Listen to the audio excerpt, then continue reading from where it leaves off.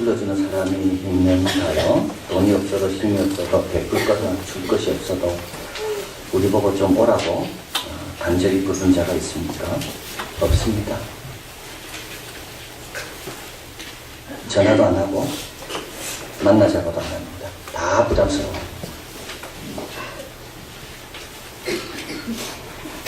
내가 전화하면 전화하지 마라 그럽니다.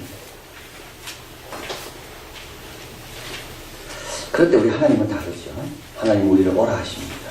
돈 없어도 오라고 이야기하십니다. 우리 예수님 수고하고 무거운 짐진 자들 다 내게 오라 이야기합니다. 우리가 제발 나를 불러달라고 이야기해야 되는데 거꾸로 됐습니다. 오히려 그분이 우리 보고 오라고 이야기합니다. 내한테 와서 쉬라고.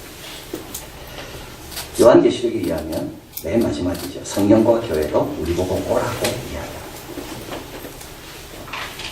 오늘 본문은 복음 초청의 위대한 장이라고 말합니다. 이게 오라는 말이 1절만 4번이나 나옵니다. 나오라, 오라, 와서, 와서.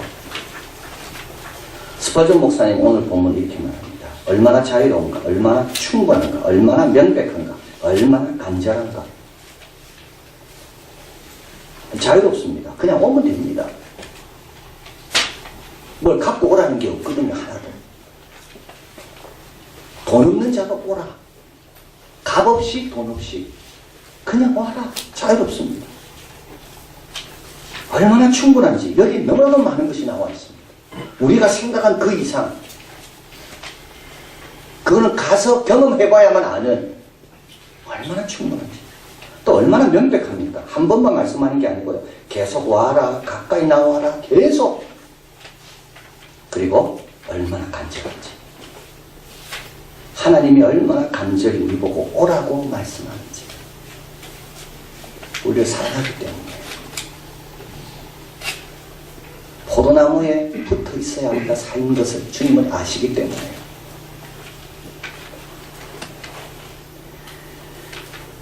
오늘 본문에 보면 우리를 부르시는 이유가 나와 있고요. 그 다음에 왜 우리는 그럼 잘 가지 않는가 그게 나와 있습니다. 그리고 그분에 갈 때 그분이 어떻게 우리를 환영하시는지 나와 있습니다. 1절 한번 읽어봅니다. 너희 목마른 자들아 물로 나오라. 돈 없는 자로 오라. 너희는 와서 사 먹되 돈 없이 값 없이 와서 포도주와 젖을 사라. 왜 나오라 하실까요? 주실 게 너무 많이 있습니다. 우리 하나님은 달라는 건 사람은 꾸짖지 않습니다. 호의 주십니다. 우리 하나님은 주실 게 너무 많이 있습니다. 이 물로 나오라 되어 있잖아요. 이 사람 목마른 사람입니다. 근데 우리 하나님은 물만 주지 않습니다. 왜냐하면 포도주와 젖도 갖고 계시거든요. 물만 줘도 됩니다. 이 사람은. 그래도 고마운 사람입니다. 목마른 사람에게 물이 얼마나 소중합니까? 그러나 우리 하나님은 우리에게 생존에 필요한 것만 주시는 게 아닙니다. 성장에 필요한 것, 이게 젖입니다. 그리고요, 포도주는요, 문화적인 것, 기쁨, 즐거움. 2절에 너희가 어찌하여 양식 아닌 것을 위하여 은을 달아주며 배부르게 못할 것을 위하여 이게 인간입니다. 하나님이 주신 것보다요 자기가 뭘 해서 얻으려고 그럽니다. 그래서 하나님이 주신 은혜는 너무나도 가볍게 생각하고 자기가 노력해야 되는 것에 대해서는 굉장한 과대평가를 하고 있습니다. 그래서 내가 노력해서 얻는 것이 나에게 진정 만족일 것이라고. 근데 만족이 안 되거든요. 왜냐하면 참된 음료와 참된 양식은 하늘의 것입니다.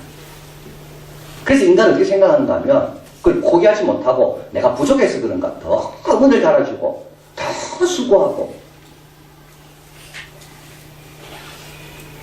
여러분 수고한다고 되는 거 아니고요. 지불한다고 되는 게 아닙니다. 받아야 됩니다. 하나님이 주시는 것을 받은 것이 노력으로 얻는 것도 있지만 은총으로 얻는 것도 귀한 겁니다. 영생은 노력으로 얻을 수가 없습니다. 은혜는 노력으로 얻을 수가 없습니다. 이건 은총으로 주어지는 겁니다. 자, 그래서 2절에 한번 읽어봅니다.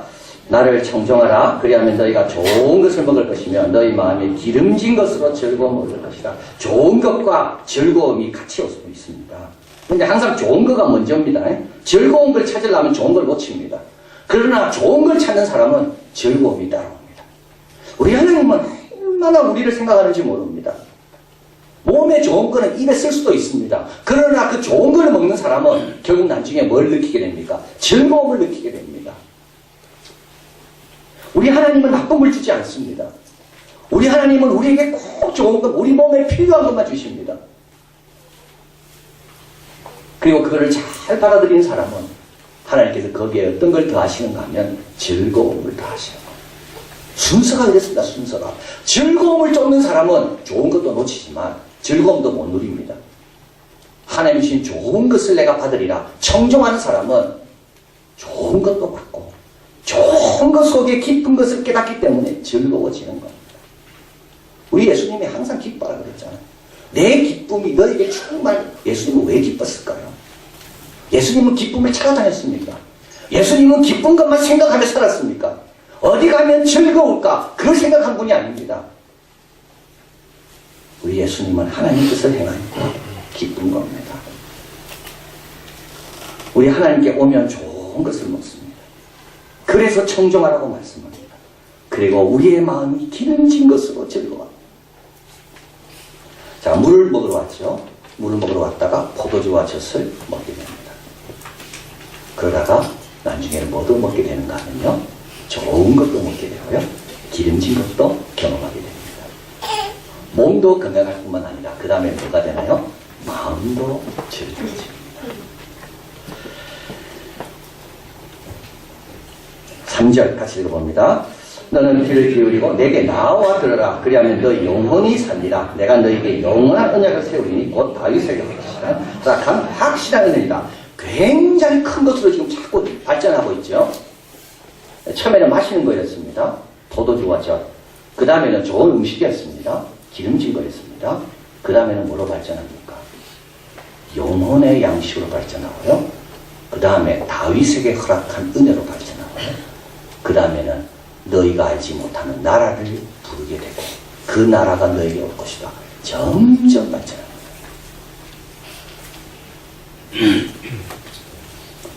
영혼이 살리라. 문화는 우리의 혼의 문제입니다. 문화 갖고는 절대 영혼이 살 수가 없습니다. 그래서 문화는요, 좋은 문화는 우리를 악하게는 만들지 않습니다. 그러나 좋은 문화에만 있어서는 안 됩니다. 거기 나와서 진리의 말씀을 붙들어야 됩니다. 그래야지 하나님과 교통하는 영혼이 살아납니다.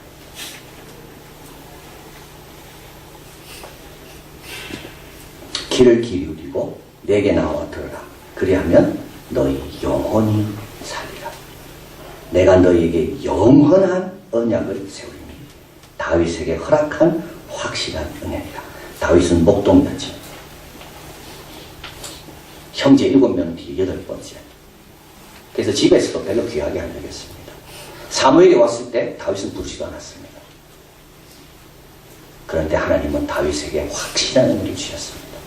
이스라엘의 가장 모범적인 왕 다윗의 후손으로 메시아가 오실 것이라는 그 약속.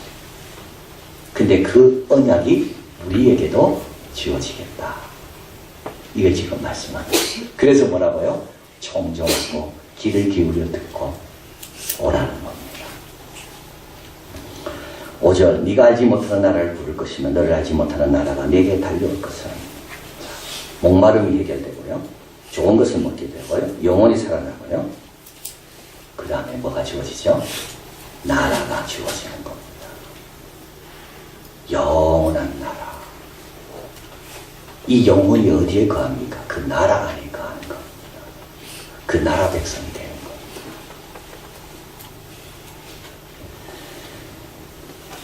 C.S. 루이스는 영광의 무기에서 이렇게 말합니다.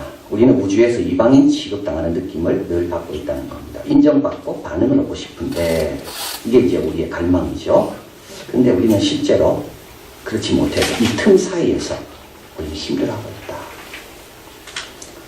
사람들은 아름다운 미소를 지었으나 나를 반기는 미소는 아니었고 그 얼굴이 우리 쪽으로 향하는 것 같았으나 나를 본 것이 아니었고, 그래서 우리는 나에게 제발 눈길을 달라는 이런 갈망으로 갈수록 수척해진다.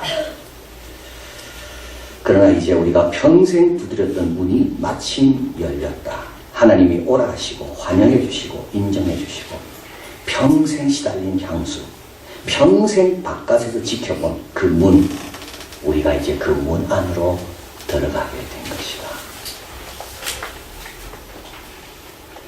우리가 제일 듣고 싶어 하는 거는요, 오라는 소리입니다. 하나님이 오라는 소리가 제일 복된 소리입니다. 그 문 안으로 들어오라. 사람의 눈길을 받고 싶어서 방황하지 말고 내 영광의 자리로 들어오라고. 네 마음이 정말 기름지고 싶으면, 네 영혼이 살고 싶으면, 너가 영원히 변하지 않는 그 하나님의 나라의 상속자가 되고 싶으면 내 말 잘 듣고 내가 부르는 곳으로 오라고. 왜 방황하고 왜 수척해져 가냐고. 자, 그런데 왜 오지 않을까요? 우리 6절입니다. 같이 읽어봅니다. 너희는 여호와를 만날 때 찾아라. 가까이 계실 때 그를 부르라. 여러분, 여기 정말 중요한 말씀이 있습니다. 우리가 여호와를 부를 때는요, 내 형편이 좋을 때가 아닙니다. 내가 그를 찾을 때는 모두 형편이 좋아졌을 때가 아닙니다. 내가 그분을 찾을 때는 언제냐면 그분이 가까이 계실 때 그를 찾는 겁니다. 내가 그분 앞에 나갈 수 있는 그 때는 언제냐면 내가 정하는 게 아니라 그분이 정하는 겁니다. 왜 우리는 주님 앞에 안 올까요? 아직 때가 안 됐다고 이야기합니다. 아직 형편이 안 좋다고. 아직 준비가 안 된다고. 한 번도 준비된 시대는 없었습니다. 한 번도 평안한 시대는 없었습니다. 한 번도 우리를 하나님께 가라고 격려해 주는 시대는 없습니다.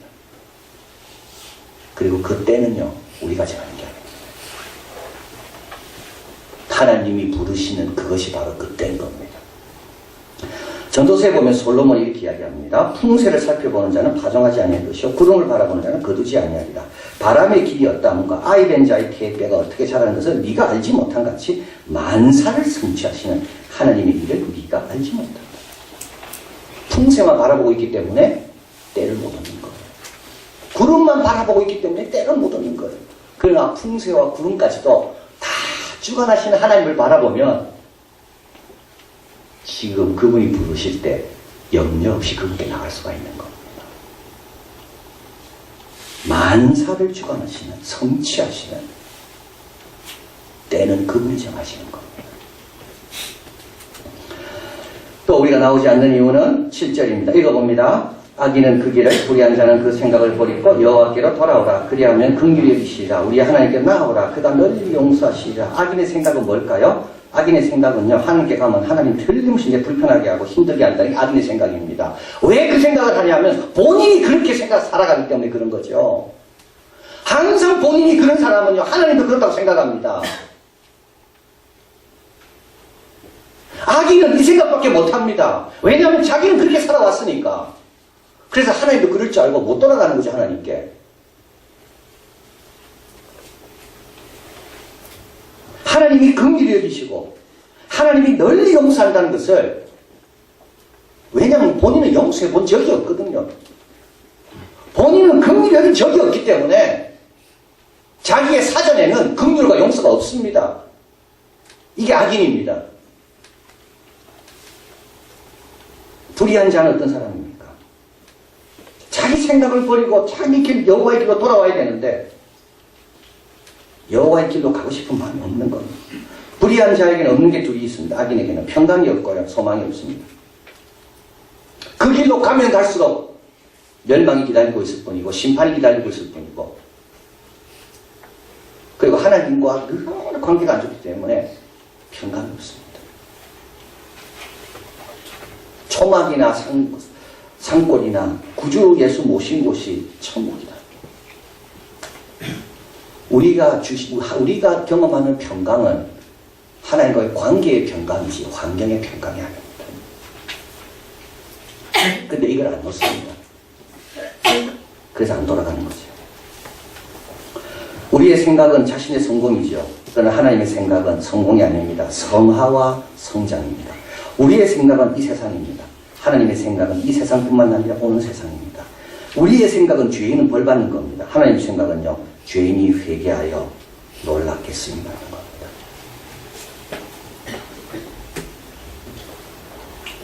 아브라함은 하나님께서 사라의 태가 끊기 전에 빨리 하나님께서 아들을 주시기를, 이게 아브라함의 생각입니다. 하나님의 생각은요, 사라의 때가 완전히 끊기고 난 다음에 그때 아들을 주셔서 나는 전능한 하나님이다. 이게 하나님의 생각입니다. 그 차이를 버티는 게 뭔지 아십니까? 그게 믿음입니다. 우리 룻기를 읽어보면 룻기 맨 마지막에 다윗의 족보가 나옵니다. 그리고 룻기 그 족보의 마지막에 이세, 그 다음에 다윗이다. 그 다음 딱 넘기면 뭐가 바로 나와야 될까요? 우리의 생각은 다윗이라 되죠. 그러나 딱 넘기면 누가 나옵니까? 아기를 낳지 못해서 힘들어하는 한나가 나옵니다. 이게 하나님의 생각입니다. 한나를 통해 사무엘이 나오고 그 다음에 사울이 나오고 그 다음에 다윗입니다. 성경은 전부 이런 이야기입니다. 나의 생각과 하나님의 생각, 나의 길과 하나님의 길이 다른 가운데 어떻게 하나님의 길에 나를 맞추는가? 그게 믿음의 삶이고 하나님과 동행하는 자의 삶인 거예요. 그 전주에서 이제 처음 선교하셨던 분이 있습니다. 남장로교 선교사입니다. 7명이 이제 호남 지역에 와서 이제 선교를 하게 되는데 그 중에 테이트 선교사님이라고 있습니다. 여동생과 같이 왔는데 본인은 이제 병에 걸려서 돌아가게 되고 그 여동생은 평생 전주에서 전라북도에서 선교를 하게 됩니다. 아주 훌륭한 자매입니다. 근데 이분이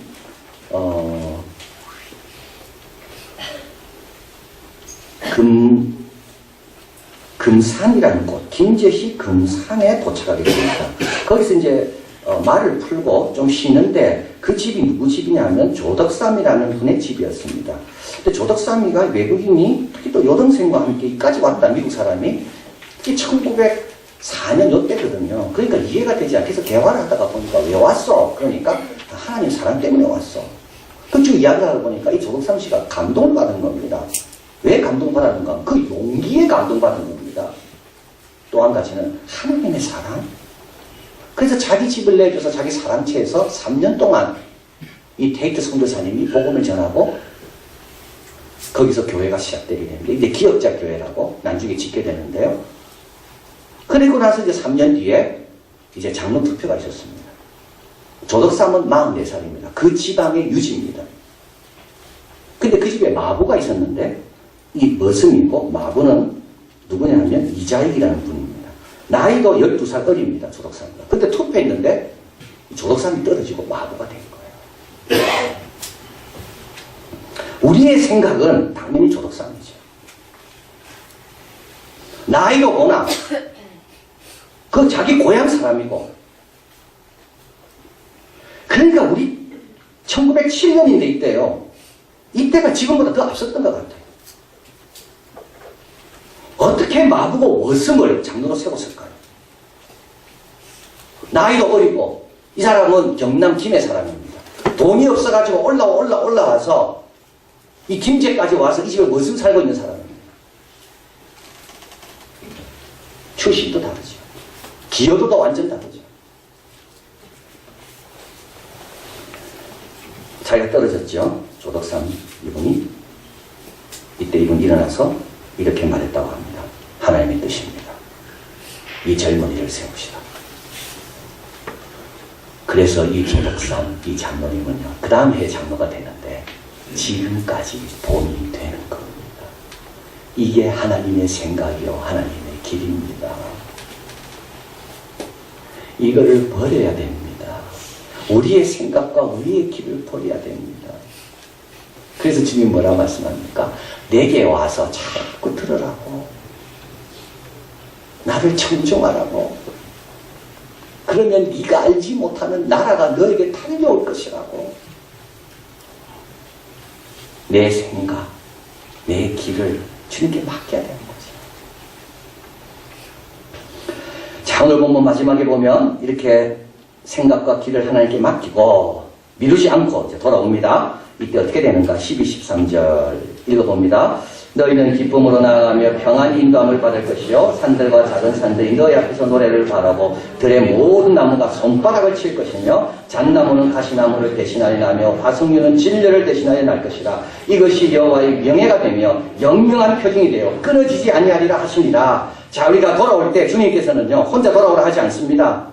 평안히 인도함을 받는다는 말은 누굴 보내셔서 에스코트 해준다는 말입니다.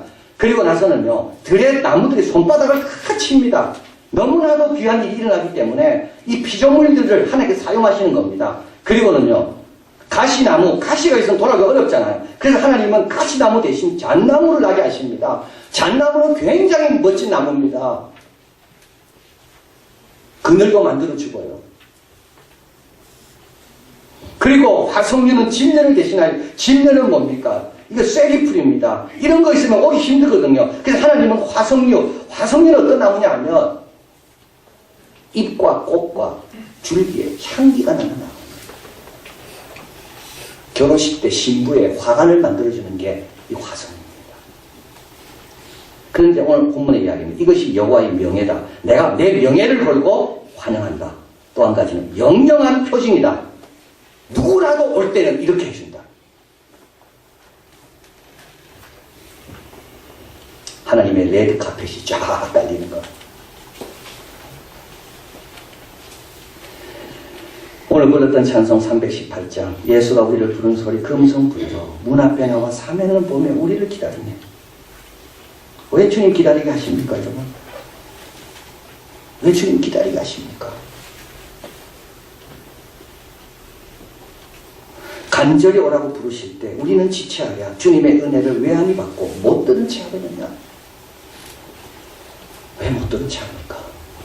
이렇게 명백한데도, 이렇게 자유로운데도 못 들은 채 하느냐? 우리가 구원 얻은 것은 우리를 불러주셔서 얻은 겁니다. 우리가 나중에 세상을 떠날 때 우리를 천국에서 불러주실 겁니다. 그분이. 그 사이에 우리가 해야 될 일이 있죠. 매 순간순간 오늘도 우리를 부르시는 그분 앞으로 다가갑니다. 지난주 말씀드렸습니다. 이사야 50장이죠. 내가 왔어도 사람이 없었으며 내가 불러도 대답하는 자가 없었으면 어찌미냐. 내가 왔는데도 사람이 없어요. 내가 불러도 못 들은 채 하고 있어요. 이게 어찌미냐. 미루지 말고 우리 생각을 버리고 우리 계획은 주님께 맡기고 그분께 나아갑니다. 그러면 우리 생각에 이상의 것을 누리고 우리는 그분의 길을 걷는 복된 자들이 다 될 줄 믿습니다. 저는 하나님 감사합니다. 우리를 내버려두지 않고 계속 재촉하시고 부르시고 우리의 생각, 우리의 길이 아니라 영원한 길, 영원한 아버지의 생각대로 우리를 자꾸 맞춰주시려고 또 말씀하셨습니다. 미루지 않기 원합니다. 구름만 바라보거나 풍새만 살피는 자 되지 않게 하시고 만사를 성취하시는 우리 하나님을 바라보며 그 하나님이 지금이다 하면 지금입니다. 그 하나님이 맡기면 맡으면 됩니다. 그 하나님이 하라면 하면 됩니다. 다 도와주시고 역사하시는 그 하나님. 우리도 우리의 생각과 하나님의 생각과 그 차이를 믿음으로 극복하고 이겨내서 주님이 예비해 놓으신 젖과 포도주, 기름진 것과 좋은 양식, 영원히 사는 것과 우리에게 허락된 그 나라, 갈망했던 그 문이 열리고 그 안에서 생활하는 복된 삶 늘 살 수 있도록 축복하여 주시옵소서. 예수 그리스도 이름으로 기도하옵나이다. 아멘.